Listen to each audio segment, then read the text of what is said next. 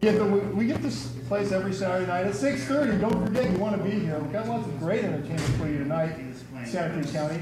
Going out also to the internet on the web, terryvmartin.org, and on YouTube. You can find us there too. Also to the city of Seattle and Kent.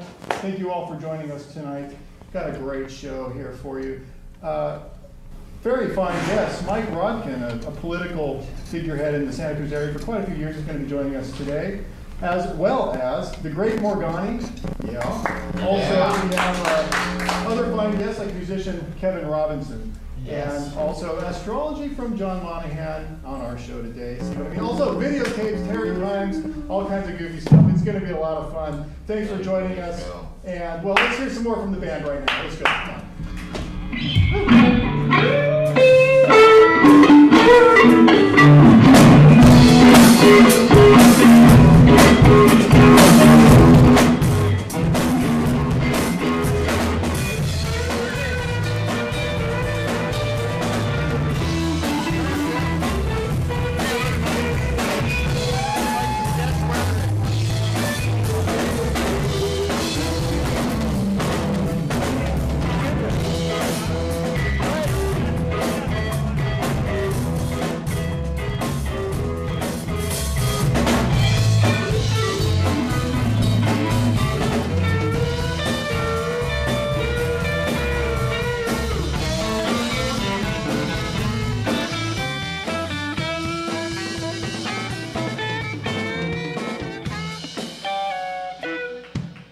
Again. Oh, it's so fun to have a live band when we're still working out audio difficulties. So this is why it works. Okay, Doug, of course, Doug Semler is our co-host for the show. Why don't you try to find your way over here, Doug? And we'll find our way into an entertaining show right now. And how about this weather, huh, Greg? I know. Have you guys been? Oh, we've been working. Wisconsin right now. What's going on out there? Pretty brutal. Oh, is it really? Hang on a second. What's that? Oh, really? This time of year out there? Oh, we got our. Oh, I know. Well, it's been a lot of fun for you to get ready for being on a show here every Saturday. Can you introduce some of the guests, some of your band members, please? What do we have as a microphone? Yeah, baby. Talking to the microphone. Oh, we have Abe Toro. There we go. Here. Right on, Abe. Saxophone. Incredible mechanic as well. Woo. I'm going to let Carrie introduce herself. Talking to the mic. Because she's really the one. And I'm Greg Henderson. And you guys rock. I'm similar as my bass player here. Yeah. This is our first time at this, so we'll work through it. I think it's the first time for both of you really on my show or also on TV, isn't it? Oh, we have information here. You know, we're going to do a video right now. It's a very special video. I hope it recorded properly. We're going to see right now. We did have an experience running into a chicken bunny. Now, I know it's Easter tomorrow. So, you know, we're on the lookout for this new phenomenon in Santa Cruz, and there's chicken bunnies out there. Let's see if we have found one. Ryan, are you out there reporting? I think you might be. April 6, 2007, reporting in for Channel 27, The Terry Lee Martin Show. I am Dora Varinas, and we are here in Santa Cruz County investigating an interesting new phenomenon. Where are our microphones? An interesting new species, half chicken, half bunny, being called the chicken bunny. We are here in Santa Cruz County witnessing one of these interesting creatures.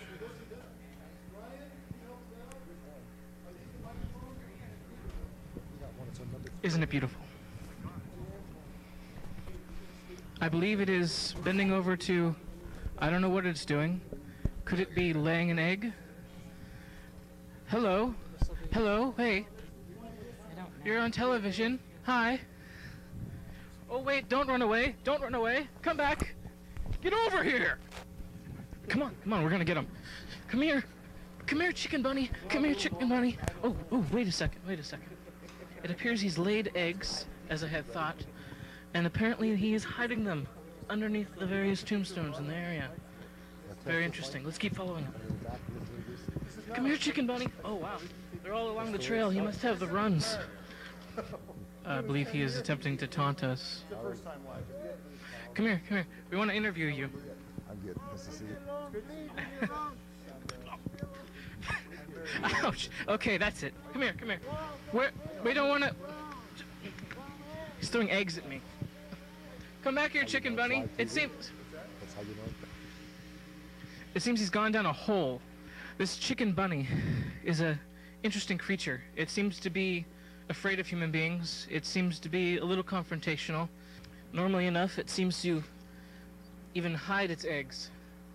It's very interesting. I'll put that back. Just adds to the mystery of the chicken bunny. I'm Dora Varinas, reporting for Channel 27. Yeah. Okay, thank you. Thank you very much. We have our own reporters for the show that go out and find chicken bunnies.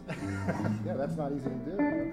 Well, we're working on all kinds of other things, and we have another phenomenon going on in Santa Cruz a little later. But first, it is my pleasure to introduce, well, 4-time mayor, 5-time city council board member, Mike Rotkin. Thank you for being on my show, Mike. Thanks for inviting me on. This is great to have you here. Oh, by the way, we do have a phone line. If we can put it up, we do take calls on this live show. Oh, get ready, because, you know. Anybody's interested. I know, basically, I have so much to talk about that I don't know if we'll have time for calls. But I have a few questions for you. But basically, when did you exactly begin your involvement in politics in Santa Cruz? It goes back some time. Well, I came to Santa Cruz in 1969 for a summer job, and almost like, you know, probably minutes after I got here, I was doing anti-war work against the war in Vietnam. Okay. And pretty quickly got caught up in the then early environmental politics in Santa Cruz, things like that. But my first electoral stuff was in 1979 when I ran for city council. And if you had told me I was going to be on a city council even 6 months earlier, I would have laughed in your face. I ran a protest campaign, and I ran as an open socialist feminist for office, and I knew I would never be elected. It was just supposed to let people know there were voters out there on the west side. Okay. And then I came in first out of 19 candidates, and there I was on the city council. I discovered they don't just meet in the evening, they meet twice a month, things I didn't have any idea. And things I don't know anything about, like tractor bids became important issues in my life. Well, you know, there's so many things, and I'm not going to get on to this yet, of other hobbies and habits that incorporate your time, like folk singing in bars. It's on your website. Okay. Will you do a song for us today? You didn't bring my guitar, but otherwise I would have. Okay, well, invite me back. I'll be happy. Some other time, that would be great. What things in Santa Cruz do you find unique about this community that tend to be in other communities? Well, it might not be unique to Santa Cruz. We're one of the few places where people don't talk much about the weather, but they all talk about the climate. You know, sure. More seriously, it's an activist town, and compared to other communities, we just have more people who are active in local things. Whether it might just be sports stuff or clubs or something, but a lot of people active in politics. Our registration rates here are like typically it's about 50% nationally. We have 70% registration rates. Typically, only 50% of the registered voters show up to vote, and we have about 70 or 75% turnouts typically in our local elections. So people here care about the community, they're active, and it makes a difference. It means that, for example, you don't win local elections here based mainly on media stuff. It's primarily word of mouth. It's a small community. People know each other and have recommendations from friends and stuff. So it's a town where people think about politics, are active in it, and I don't see my job on the city council as sort of deciding for everybody what's best for Santa Cruz. My job is really to help the citizens make these kinds of decisions, put stuff in front of the public, get them involved in the process. Well, you've been good at being involved, and that's one thing. I looked into this, no other mayor in the history of Santa Cruz has had 4 terms. No, it's something new. Thank you. Okay, I mean, really, I just want to. Yeah, well, thanks. And well, a couple of things that you've been involved in is creating a green belt around Santa Cruz. Can you tell us a little bit about your experience? Yeah, you know, lots of communities talk about fighting urban sprawl. It's pretty typical in the United States, in fact, the rest of the urbanized world. And we actually managed in Santa Cruz to buy up the land as a community around our city, so we're not going to have urban sprawl up to, you know, we're going to have wildlands up on the north coast and agriculture and out into the woods up above the university and so forth. Most communities, those would be sort of areas of growing suburban sprawl. and all the kind of pollution and other problems that come with that. Right. And so we've got a fairly compact community. It does mean some density inside the middle of it, but it really means, again, it's sort of the idea of having a community that's identifiable. You know when you live in Santa Cruz. I've been in the League of California Cities meetings, literally, where people from different cities in what we think of as LA, they actually have some cities inside of LA. Yes. And I had people who have been on city councils for decades, didn't know where the boundary was between their two cities, which I just thought is kind of typical of the difference between the kind of amorphousness of sprawl in Southern California versus what we're trying to do here in Santa Cruz. Well, some of this is carrying over to the UCSC, some debacle actually by now. It's easily environmental issues regarding the sprawl and also population issues with the students. And is there any clarity developing between the City Council and the UCSC? You know, unfortunately, the university is a huge bureaucracy, and I used to joke about it, but it doesn't seem so funny anymore. It's like Palatine Hill in Rome, isn't it? Well, you know, it's an institution where there's like something like 135,000 employees of the university, and every one of them can say no to a proposal, but not any one of them can possibly say yes. So it's very hard to like come to agreement with the University of California. Yeah. And we're facing a problem now because they want to bring a lot of new students to campus. And I'm not against the idea of having more students there, but they've got to deal with the traffic problems, the housing problems, and those kinds of things if they're going to bring more students. And they really haven't done that. So our problem's not even so much the local administration. The decisions are being made in Oakland. And we don't really have control over it. So right now, there's 9 suits between the city and the university, which is not happy. We'd rather be working stuff out with them, but that's sort of what it takes to make that stuff work. So we're gonna be in court, and oh boy, maybe we'd like to settle it. I think on both sides locally, we'd like to try and work stuff out, but we need some commitments. It's not enough just to say, oh, we'll try and do what we can. No, we need some answers for how will they transport another 5,000 students. Well, there's a lot of questions regarding around the size of Santa Cruz and what it can inhabit in general, and how much these water, other issues. The issue of like whether there's water for this. We're already looking at a drought right now and having to build a desal plant. We don't have the water for an infinite expansion of the campus, right. So they really need to begin thinking about how they're going to deal with water, traffic, housing, those kinds of issues. The infrastructure stuff does make a difference to the local community, and I know a lot of people in Santa Cruz have just sort of had it. It's just enough growth, enough pressure, and I don't think they're anti-student or anti-university, but they're just against the scale of what's being pressed on us. And I don't blame the students for that, I blame the institution. Well, hopefully some of these things will come to resolve here soon. Another thing that was out of Oakland, though, the actual in '96 when the Highway 1 was decided to be widened, and the wonderful River Street sign came along with. Are you insane? Now, did you guys actually see the sign? And it's funny. And you were against the whole thing, I know that. Yeah, this is one of the sort of amusing things about democracy. You let people make decisions, they make the decisions they make. And we, basically the people who live and work on River Street decided they wanted to have these incredibly, from my point of view, ugly yellow lampposts because they wanted a kind of a urban style, something to distinguish River Street from downtown. Well, they succeeded. You know? Atlanta Boardwalk, I heard about. And then they wanted the sign that would identify River Street as its own place, and they picked the sign. And I actually made the comment way before the sign went up. I said, look at this picture. When this thing goes up, I mean, I love this because I love controversy. When this goes up, you're going to have controversy, and I guess I was right. Oh, yeah, of course. Well, you were right, and you were against the widening of the. What other solutions were you suggesting? Basically, expanding the bus system or expanding other ways of not just expand it, but we need express routes. People don't want to sort of wander around on a bus from stop to stop. We need buses that pick up people in a small area and take them quickly where they need to go, and we can design that kind of a bus system. We also need. There's not that you can't do anything about the highway itself. They probably need metering lights on the ramps and things like that. Yeah. But the idea of widening, the people who support the widening have studied what the impacts are. And basically we're talking about pouring about $500 million, that's with a B, $500 million into widening the highway. Yeah. And in the end, you would save 1 minute in time between now and Watsonville. And I'm sorry, we can think of a lot of things to do with $1 billion better than like speeding up your trip to Watsonville by a minute. It's not a good use of public funds. No, and eventually we'll get to the point where we're going to have to do that anyways. Our hand will be forced. But we do have a sign controversy brewing in Santa Cruz. Are you aware of this? Oh, yeah. Well, it's beginning. It's taking odd glowing. It's glowing. It's doing weird things, and we covered it later. You'll see a video of it, but. I wasn't sure if you were aware of that. I may not be. Maybe this is something it could be. I don't know everything going on in Santa Cruz.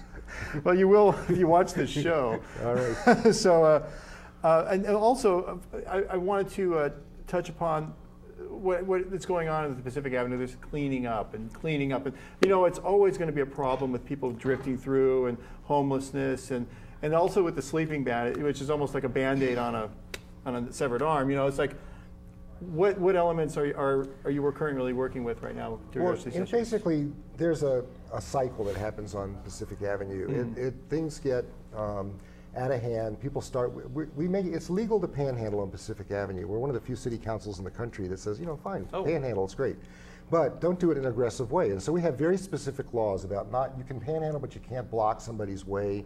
You can't follow them down the street cursing at them because they didn't give you money. You can't gang up on somebody with 3 people and ask them for spare change. That's not, you know, well, should we have zones where this can happen? But not even that. I think the point is, you know, people should be able to know. sort of say spare change, but not, you know, basically block somebody, aggressively go after them for money. And what happens is, when we strictly enforce those ordinances, we get compliance. We don't even have to arrest anybody under them. The police go out and they say that's against the law, and all of a sudden people go, oh, okay. They start to like be a little more reasonable in how they panhandle, a little bit more reasonable in how they hang out. Sure. And then, after a while, the police kind of let up on it. It sort of builds up over time, and eventually people start to aggressively panhandle. You know, we start getting complaints. Everybody goes completely nuts over it. So then the police begin to step up the enforcement. Right now we're in one of these step up the enforcement mode periods, but I've been through about 4 or 5 of these cycles, and it doesn't go away. And I mean, you can't get rid of homelessness with 6 million homeless people in America by anything the city of Santa Cruz can do. And it's like we could decide to say, you know, we're going to give everybody free meals, free beds, you know, come on and sleep where you want, do whatever you want to do. All we'll do is invite more people to our town. We're not going to end the problem. So we've tried to work on programs that actually get people in transition who are homeless, people who need support. We've got several different shelters, family shelters. There's a shelter program in the Paige Smith House where people get job counseling and training. There's drug and alcohol counseling programs. So we've got a lot of stuff going on. We're one of the few cities in the country that gives people hot showers and free. We're small enough to do that. Free hot showers. You can lock up your backpack in a locker we provide for free, so you don't have to drag it around all day with you or with a shopping cart or something. And so we're trying to do stuff that makes it possible for homeless people to get out of homelessness, to come up with an alternative that will put them back into sort of supporting themselves in some way. And that's as much as we can do, but we're not going to end homelessness through that process, because if the word got out that there's free showers, and if, for example, we were to announce, hey, you could come and sleep on our streets wherever you like, I know that we would double, triple the number of homeless people in our town, and we're a small community. We can't afford to become the homeless center of America. Well, I like, and when you have a question, get the mic. Microphone. Use the mic. Yeah, use the mic. For Morgani, when he said he's right, overnight, it would double overnight if you were to put that proposition up. You know, in 1998, some members of the city council, I was on the council, I didn't vote for this, but 4 members of the council voted to make it legal for people to sleep in our industrial zones. They thought, well, that won't bother anybody, right? And it takes 2 readings to make a law in Santa Cruz. You announce you're going to pass it, and then 2 weeks later you actually do it. The next day, before it actually became a law, there were like 300 new people in Santa Cruz in cars and motorhomes and everything else, camping all over Santa Cruz, because the word had gotten out. It was okay to come to Santa Cruz and sleep outdoors in your car. So there's a good example of, like, it's not just theory, that if in fact you make it legal for people to sleep outdoors. And again, we're not out there looking for homeless people. The police are not hunting them down. It's a complaint basis enforcement. If somebody calls up and says, hey, there's a guy sleeping on my lawn, the police will come out and tell the person to move. Well, even though it's more symbolic than not, the big controversy has been the no sleeping in Santa Cruz thing, and it's basically symbolic more than it is real. But it's still, it's an odd situation, and is there anything that's developing with that, or is that going to stick around? Well, I think we're going to keep that ordinance in place, because again, really, this is not an exaggeration. There is no city in the United States of America that lets people sleep outdoors. Right. There are parks. But do they have it on the books as such? No, but the point is, you could either leave it to individual police officers' discretion, which I don't think is a very good idea. They decide if they're going to run you out of town or not. Or you have a law that says this is the way the law works. And if you enforce it on a complaint basis, which is what we have, if somebody's being bothered by the sleeping, the police will come and respond to it. If nobody's complaining, there's people sleep on my street in a van. They're there for a week or 2. If they don't make trouble, if they don't leave trash on the lawns and stuff, everybody leaves them alone. At some point, you get someone to sleep out on my street, and they'll take a dump on the lawn, or they'll leave trash on the lawn or something. Well, then somebody will call the cops, and somebody will come move them away. And so it really is. There's about 1,500 to 2,000 homeless people in Santa Cruz. And we have an average of 1 citation a night. There's 1,500 people and 1 citation a night. So if we were hunting down that one person's pretty bad. The point is, it's different people, and if it, I mean, if it were a serious, if it really were the police were out looking for homeless people, we'd have 1,000 people popped every night, and that's not what we're about. It's really just trying to sort of make sure that we don't have some reputation as the place you can sleep outdoors in America, because we just can't afford it. What I like is, well, some of the things that have been going on in San Francisco with Gavin Newsom, and there are programs and things that can work, and if more attention is put into it in a general way, we can figure these things out. Right now we have good shelter space, not totally adequate, but pretty good shelter space in the winter months, not in the summer. We only have about 40 beds in the summer. We have a couple hundred, 250 in the wintertime. So we need more summertime shelter spaces. The churches provide shelter for people in several churches in the wintertime, but they get kind of what's called compassion fatigue or something. They get sort of tired of doing it, so in the summer they lay off. They don't provide any beds. It's nice outdoors or whatever. And then they pick it up again in November. They start providing beds for people again. And we need to find some more permanent shelter space for homeless folks in the summertime. It's not that we've done everything we can do. There's more to be done for sure. Well, I'm looking forward to seeing all the wonderful changes that could occur. And I have another thing I want to bring up with you. You were mayor, I think, 1986, 87? You served the term. Now, the Lost Boys movie, okay. What's that great line? They say, that's one of my favorite movies. They got this scene where they say, well, we can go to the city council. They go, oh, they're all vampires too. Yeah. Well, that's what I was going to ask you right out, but you just answered me. So. Yeah, it's true. Well, you kept the movie from saying Santa Cruz. Did they ask? They called it Santa Paula. We didn't know. Santa Carla. It was Santa Paula. But they didn't ask us. That was their own decision, I guess. No. Well, we're finding more Lost Boys around here now, and we're probably going to be right in the middle of it, and we'll see how that turns out. I'm sure we're all vampires already. We just don't know it ourselves. That's the problem. Well, that's what my show is going to be about. Now, a few of the things that you've been working as hobbies on. If you've been a 4th grade teacher. Yeah. A lifeguard, swimming coach, very nice. Folk singer in bars. Where else in bars? Anywhere else? Just in bars? No, on Pacific Avenue one day. Okay, good. Not enough to make a living, but I was out there. I tried it out one day. No, I tried it, and unless you know covers, you're not going to. And I already asked if you do a song, and we don't have a guitar that you can use. But no, next show I'd be happy to play something. Well, that'd be great to have you on again. Sure. Is there anything else you'd like to say to the Santa Cruz audience while you're here? I just, basically, I appreciate living in a town where the citizens are as involved as they are, and they should hold the city council's feet to the fire, my own included. And when people see things they don't like or their problems, they should contact somebody and do something about it. It's really important, I think, to live in a community where you don't have to suffer stuff quietly and put up with it. If something's going wrong that you don't like or you want to change something, people should contact the city council and let us know. Okay. Yeah, well, that's a good recommendation always. And be involved in your local community, people. This is a wonderful thing.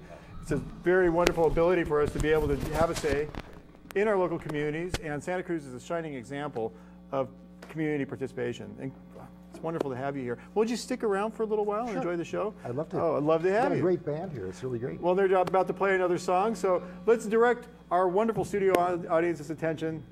How about the audience at home as well? To our fine band, Not Too Early, Not Too Late, Mojo Band. Let's get them going right now. Thank you.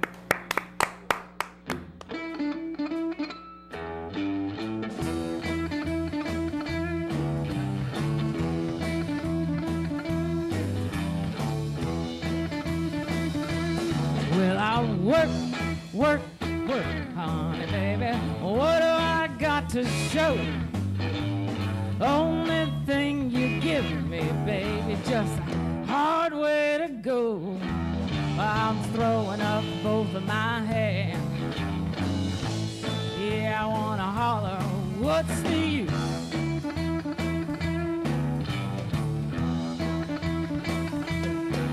Well, I oughta, but I ain't. Oh, Lord, I'm gonna cut you loose.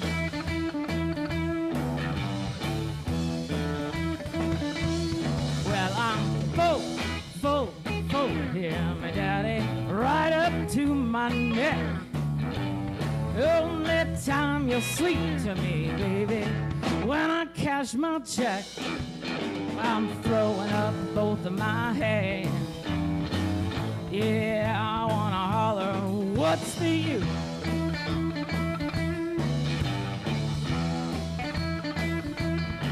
Yeah, I oughta, but I ain't. Oh, Lord, I'm gonna cut you loose.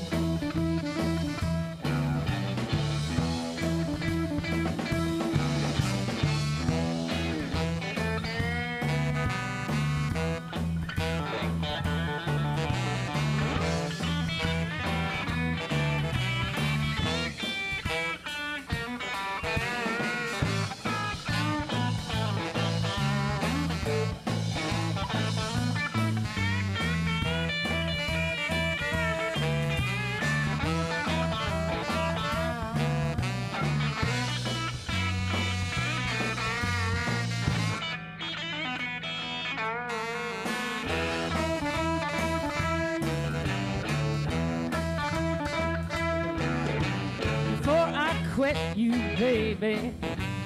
I better shake this curse. I find me a good loving lover. He could be bad or worse. I'm gonna throw up both of my hands. Yeah, holler, what's the use?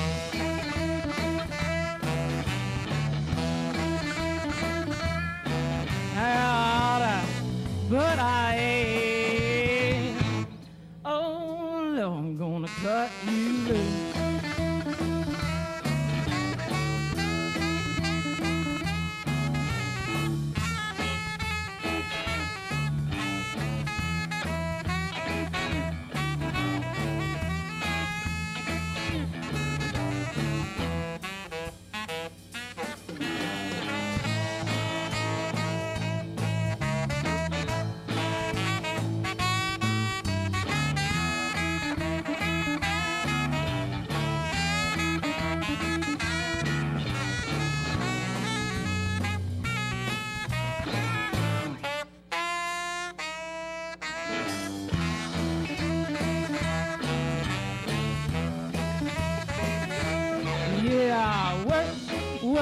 Work, pretty baby, what do I got to show?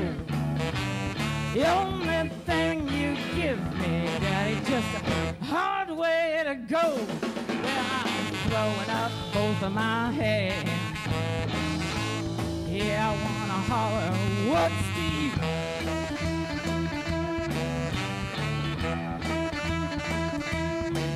Yeah, I oughta, but I ain't. Whoa, Lord, I'm gonna cut you loose. Gonna cut you loose. I don't need you no more. I don't need you no more. I don't need you no more.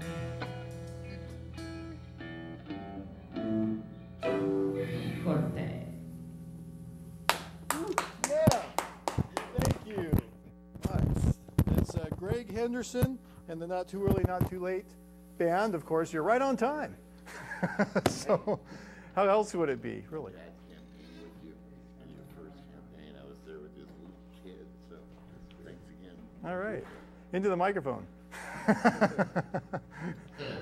my dad campaigned with him back in the late 70s, I should say. And thanks again. I was just a little kid hanging out back in the Center Street or Cathcart. I forget where the little center was, but that's like Well, 25, 35 years. So being dragged to one of my campaign things didn't hurt him at all. No, good. Little education is okay every once in a while. That's great. Well, thanks. still a liberal. Yeah. We're trying real hard. No, it's actually, things are getting better. It's been pretty weird the last 7 years. Hey, thank you for the song. A very fine band. You must have practiced. Thank you for putting up with this. Yeah, I guess you must have practiced. Every once in a while, I take the gloves off too. Like some people can play with their gloves on. Yeah. I can't. I gotta take mine off. Well, we have a glove-playing minstrel here on the show. We'll get to him here pretty soon. And speaking of a fine show that we're having and all the bizarre happenings going around Santa Cruz, you know, with the Chicken Bunny, which we will have another segment of the Chicken Bunny on the show. This isn't too weird for you, is it, Mike? Not at all. Okay. You know, I mean, the weirdest thing about Easter is the Easter Bunny right there. I mean, it's like, you know, I was, when I taught 4th grade, I was in an African-American school in the South, and they had a woman come from the Methodist Church with a felt board who showed us, I can't remember anymore, I'm really sick about this, but connected the Easter Bunny to Jesus and made it all happen. And it was very impressive, and I can't remember how she made that link. Well, like, Jesus has laid eggs. Isn't that somewhere along the historical line? No? No? Just let it go. Well, you know, we have, you know, chicken bunnies, though they cannot keep from laying eggs and hiding them. It's irresistible. It's just what they do. It's what they do. You can't blame them for it. No, it's their nature. Yeah, and I think we're going to have some eggs for ourselves today on our show. Happy Easter, everybody. Thank you. Very fine. And we're going to continue now. We have a video, another video. Now, it's called Terry Times. I do this for every show. And I feature an oddity going on in Santa Cruz, and I exploit it. So we're going to exploit this video right now. It's about River Street and the sign. Let's check it out.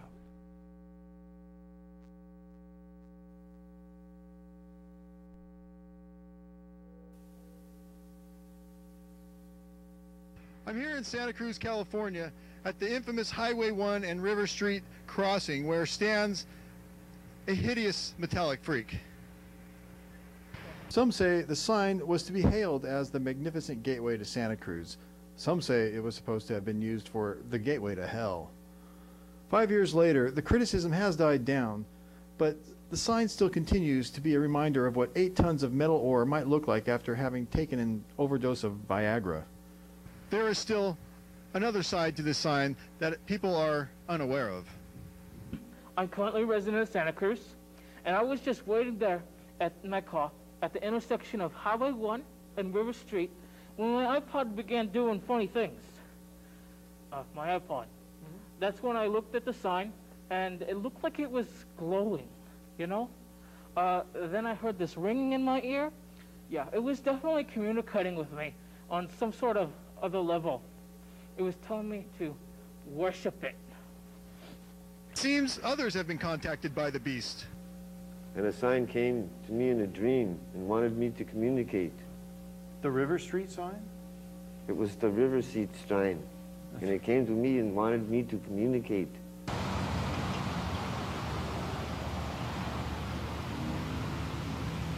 Then what did you do? So I conducted some spiritual cleansing and brought into the spirit of the sign to see if I could intuit to what it was feeling. Okay. Did that work? No. Yeah. It still has an aura of some evil, a man pacing coming from it that's very, very hot. Still, there could be another possibility. Could this beacon of uncherished desire be from another planet? We took samples of the thing and found that the indestructible titanium it's said to be made of has trace elements of other unknown compounds. The science community is just now starting to take note of this, and we're very excited about it. But the psychic community disagrees. It's not an alien object, it's obviously spiritually possessed. It's not unusual for objects, you know, to contain spiritual elements. We think that all the hate, you know, in the world, all the cars driving by, all the angry people, has got it really depressed and lonely, you know? It's suicidal. It needs love and attention. Could this sign, reviled by so many, be feeling depressed, sad and lonely? While the spiritual and scientific communities were squabbling, another very terrifying event began to occur. It was beginning to reproduce.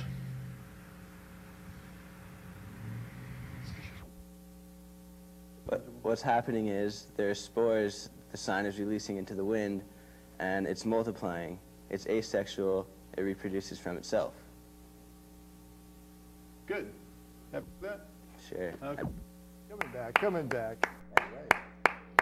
No, yeah, thank you. This is it's an oddity going on right now, and well, you were saying something about the sign. Well, we've been pressed to create a task force, you know, now to deal with these spores and what's going to happen next and stuff. We can't just stand by quietly when stuff like that happens. You know, Oh, that's our future we're talking about. Well, so you're going to be right in the front with this alien conspiracy with this sign. No doubt. Okay, well, there's another reason to keep you in the as a council member. Absolutely. This is great. It's experience counts when it comes to dealing with the spores of a sign like that. That's, Yeah. that's not something to put an inexperienced council member in charge of. I'll tell you that right now. Well, I'll tell you, it's like the 2001 Space Odyssey, you know, right there, thing. And it's right here, right now, and it's real. Let's get active, people. Hey, by the way, speaking of a sign, I felt the presence of this monstrosity Here? in this room. Here. Right here, right now. Uh-oh. And it's right over here. Let's hear it for Morgani. He's here. He's got the sign. Woo! There he goes.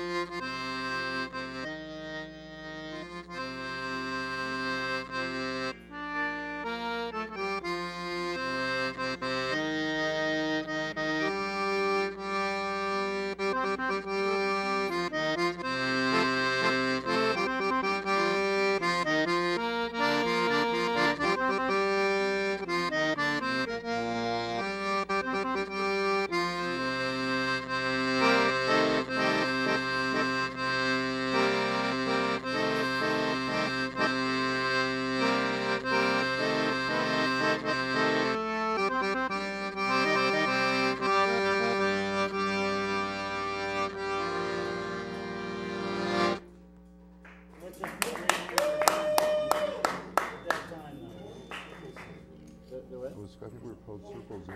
No,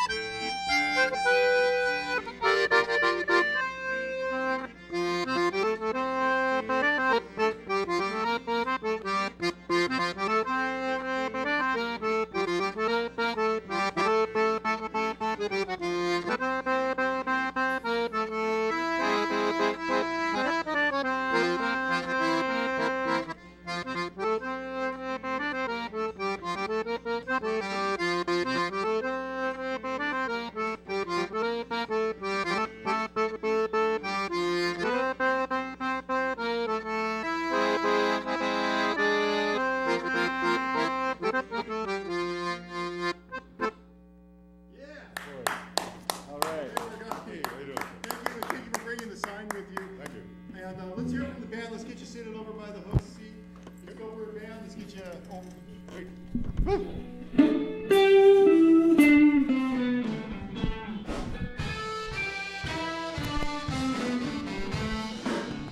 Out here going all around town. People saying you're trying to put me down. Whoa, yeah. Yeah, well, look at what you did. You can call it what you want. I call it messing with you.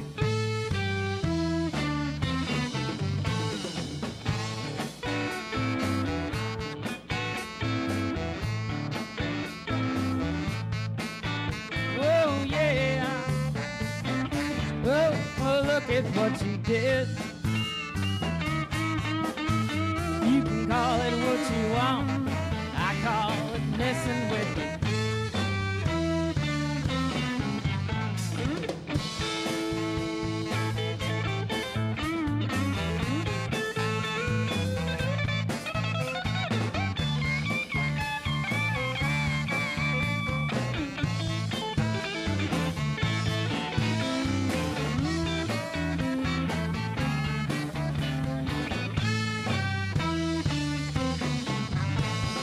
Don't do this, won't do that, won't do nothing, just don't know where it's at. Oh yeah, hey, tell me what you did.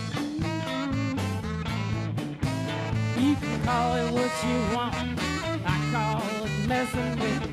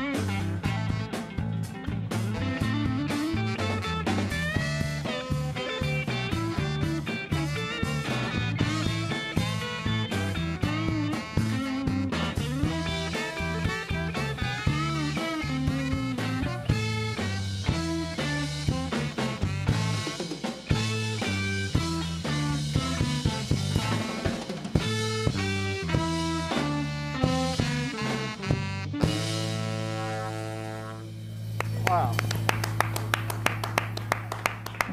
Messing with little goats. This is great.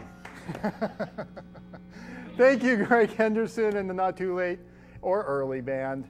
With all the other fine musicians and Doug Semler, thank you for, of course, hanging out.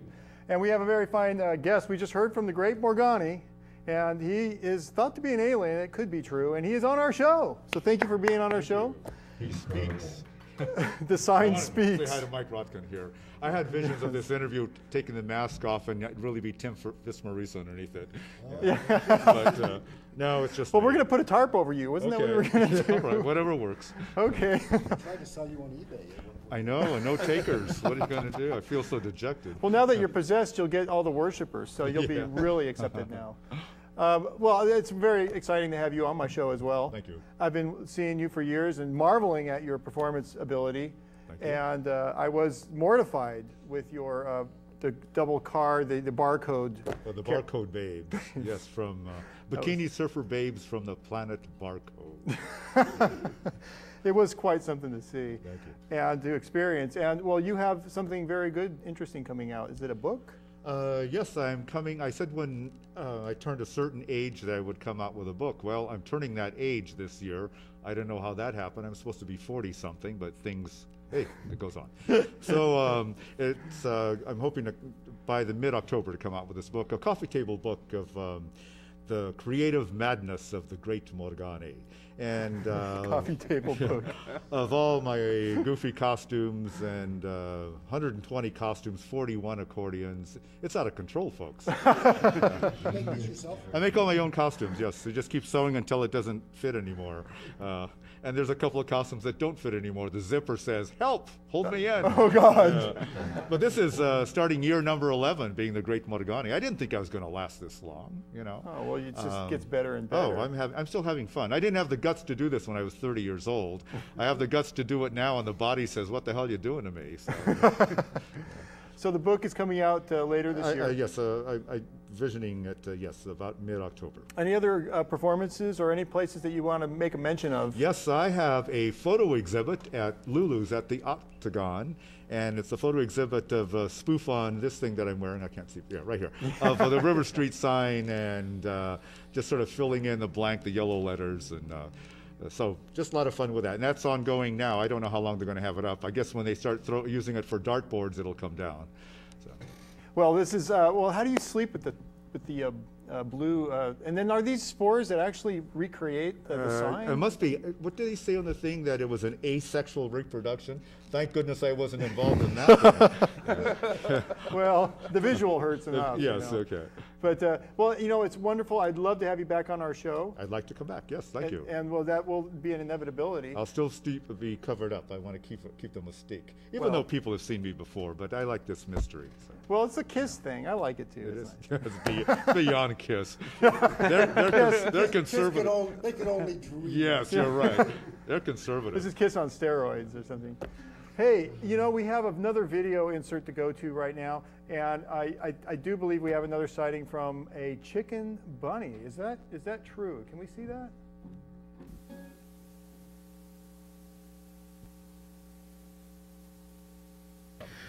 Dora Varinas reporting for Channel 27, The Terry Lee Martin Show, continuing the investigation of the chicken bunny.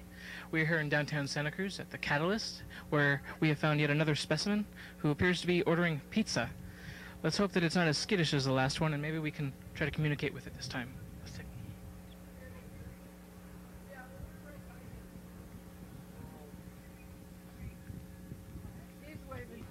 Chicken bunny, can we have an interview? Why don't we get some pizza first? The pizza girl's right over there. All right. All right, now that we have you, Chicken Bunny, is there anything you would like to tell us? Well, yes. I have a few things I'd like to say here on the street. We're waiting for the chicken bunny. There's a whole bunch of them, a flock of them running around here, and we're waiting for all the chicken bunnies to come running out. And in the meantime, my friend wouldn't want to put his surf movie on that Santa Cruz Film Festival, but they wouldn't do it. So we didn't like that. We got mad because all the chicken bunnies running around here that did all this stuff for this people, and they didn't do it, and they're surfers too, you know, surfing chicken bunnies. This is a surfing, don't call me dude, I'm a surfer. You know what I'm saying? It's chicken bunny town here. Well, thank you very much, Chicken Bunny. Right on. Over here. Yeah, thank you. More chicken bunny action. And on our set today, we happen to find, for Easter, a chicken bunny. Thank you for being on our show, Mr. Chicken Bunny. Won't you have a seat? And just, if you can, just hide your eggs between the questions, because we don't have much time. All right. An actual chicken bunny. And I've always wanted to have a chicken bunny, well, on a show. So let's get that up there. And what is it? It's busy tomorrow for you, Mr. Bunny, Chicken Bunny. What do you, is that your name? CB. Okay. And what do you have in mind tomorrow? Are you going to go to a million homes like Santa does? 5 days. And nobody's going to find me, because I'm a genius. Wow. Well, you know, you can't make it too hard on the kids, but. Yes. Oh, yeah, you have this psychotic chicken bunny episode. How did you become a chicken bunny? Weird. There are no such thing as chicken bunnies, but what's the deal? How did you become, why are you here? I'm hiding because nobody watches community TV. So this is the perfect place to hide from the scientists who are out to get me. Well, you know what? I have a surprise for you, Chicken Bunny. Hmm? We have a guest via satellite on our show today, and he's been, well, he's somewhat urgently looking for you. Do we have that via satellite hookup, please? The feed is, there is Colonel Spleen. Hello. Colonel Spleen. Mr. Martin, you have property there that does not belong to you. That chicken bunny, I don't know where it came from. I cannot say that it had anything to do with anything that the military might have been doing at Langley, but that chicken bunny is contraband. It is illegal for you to have that on your show. You must return it to the nearest military facility immediately. That could be dangerous. We cannot have chicken bunnies running around. Don't let them take me back. Well, I have a question, and I'm sure there's a million of them, but how did a chicken bunny, did you create this chicken bunny, Colonel Spleen? Tell us now. Wait, no, please. The military has nothing to do with creating chicken bunnies in genetic experiments. Did they genetically clone you to be this way? Yes, that's exactly what they did. They can make a Look, wait.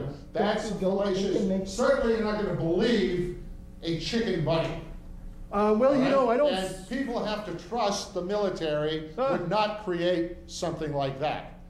Wow. Well, you know, I know that. What do you have? How do you expect to contain the chicken bunny population that's getting out of control? I mean, they've escaped and they're producing. No. What are you going to do about it? You don't have signs of more chicken bunnies out there. Yes, there are. No. Oh Yes, my there, God. they're not supposed to be able to reproduce. Well, okay. I mean, that's what I was told by scientists who, you know, comes out of those we have consulted. Well, you know, But we're bunnies too. I think we're going to have to continue this on another episode, but I think that you probably need to go because they're probably looking for you. And Chicken Bunny's pretty good at hiding, so Hello. you better get somebody over to that studio immediately. I'm sorry, Mr. Chicken Bunny, but good luck with your Easter. This is Colonel Swing. We gave that bunny. He's a menace. Great to have you on my show, and good luck. And we'll try to fend for you while you're working on your side. Can we get security to help Mr. Chicken Bunny, please? Mr. Martin. Okay. Mr. Martin, contain that chicken bunny. We have men coming to the studio to pick up the chicken bunny. Here you go. Do not let the bunny go. Bunny, You're free. Yeah, you're free. You're going to have to go. Wait. Where are those troops? Get those troops out. That is incredible. That is incredible. What do you guys say to the Chicken Bunny giving it up on our show today? As our next guest, and we only have a few minutes, so let's get John Monahan. We have an astrology guru on our show. And if John is still available, we'll get him out here. Okay, well, John's left the building. And, well, how much time we have? We have 5 minutes. Well, okay. Very fun show we've had today. We're going to have this every Saturday night, 6:30, a very fun, entertaining show. And I knew John would come along if I would just go blah, blah, blah, blah. So there he is. I love this guy. Is that Bill Murray? I don't look like Bill Murray, do I? Thank you, John Monahan. Right on. Thanks for being on the show. Tell us about the moon and the stars, would you, John? Sure, I'd be glad to. Okay. And Del is going to hook us up. Del Rainey is our fine lavalier hookup artist today. What is going on with the astrology? Last time I talked about how Rob Brezhnev was a very amusing astrologer in the Metro. Mm-hmm. And but this, you know, I checked out in preparation for this. My friend Terry helped me get this book. I recommend this book to anybody who's seriously into following astrology. Mm-hmm. It tells you what's going on with the planets and moon every day. It's called a calendar ephemeris. The actual name is Pocket Astrology. You can get it at Gateways Books, which is probably my favorite. Or any astrology bookshop will probably carry an ephemeris. Or any occultist or whatever you want to call it, the supernatural thing. What's going on? But right now I wanted, I mentioned Rob Brezhnev last week, but I've read all the published astrologers in the area. And I think it used to be Sidney Omar at the Mercury News, but he died a few years ago, and they don't. The excellence is not as excellent. Okay. But this woman that does the Music of the Spheres astrology insights for the Connection magazine, her name's Susan Hines, and she's quite easy to read and understand. Connection. You got magazine. 1 minute, John, to tell us about the moon and stars. Well, right now, there's a very creative initiating and grand fire trine of Saturn, Jupiter, and Sun. Okay. And it continues, peaking on the 9th, which is just 2 days from today. Good day to peak. And giving courage, directness, and truth.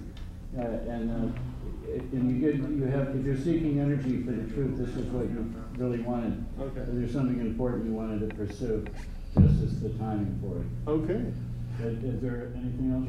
Well, we're out of time. Yeah. Okay. Right. But I want you on every show, and I want to give you more time on other shows. Thank you all for being wonderful guests. Thanks for inviting us on. And putting up with all this absurdity, which is going to continue. So We are the absurdity. Yes. We're not putting up with it. Yes. Yes. Well, we all need to have that playfulness within us, and Easter's a great time to let it out. make up with all your family and friends. Let's have a great Easter holiday, and let's go out with the band. Join us here next Saturday night at 6:30 for another live episode of Terry Lee Martin and the Not Too Early to Play Band. Let's go! Almost level with the ground, tore down, almost level with the ground. Feel like this when my baby can't be found. I went to the river to jump in. Baby showed up, she said, I will tell you when. I said, I'm tore down, almost level with the ground. Said, I feel like this when my baby can't be found. I love you, baby, with all my might. Love like ours is out of sight. Die for you, baby, if you want me to. But every time you leave me, I get sad with you. I said I'm tore down, I'm almost level with the ground. Said I feel like this when my baby can't be found.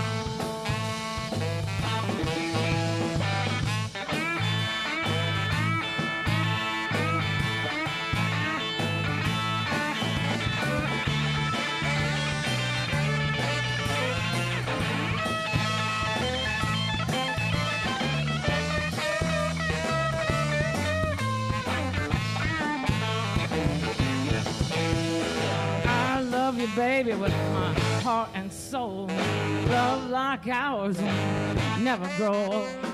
Love you in the morning, evening too. And every time you leave me, I get sad with you. I said I'm tore down, almost level with the ground. Feel like this when my baby can't be found.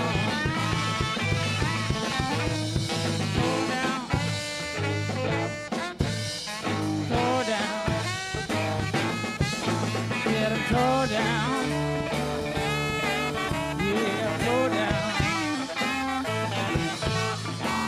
Feel like this when my baby